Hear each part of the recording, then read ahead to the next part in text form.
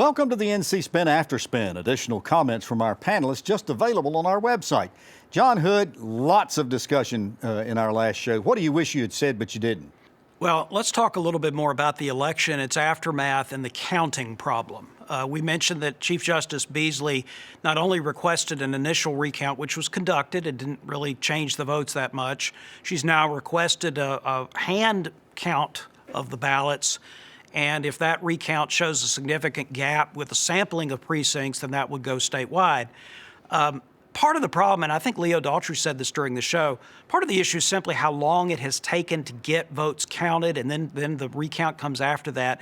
Remember that North Carolina, the legislature had changed the law already back, in the previous session to set up a situation where ballots that were postmarked on Election Day could still be accepted 3 days afterwards because that we expected more people to vote by mail, which of course is what happened. About a little over a fifth voted by mail. 900,000, I think.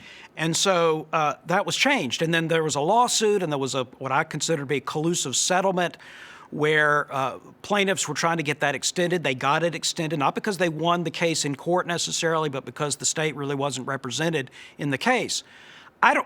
Whatever happens with COVID-19 and the vaccinations, of course, we assume by the election day of 2021 for local races or 2022 for other races that we will not have the same pressure on people, concerns about going to the polls, and maybe they'll vote by mail.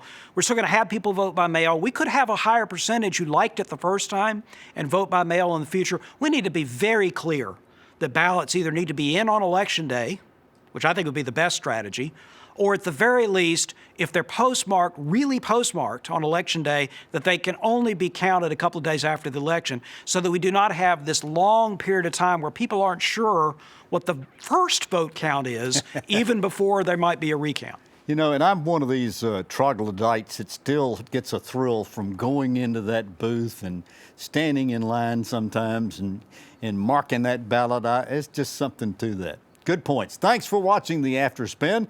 We'll have more video all during the week on ncspin.com.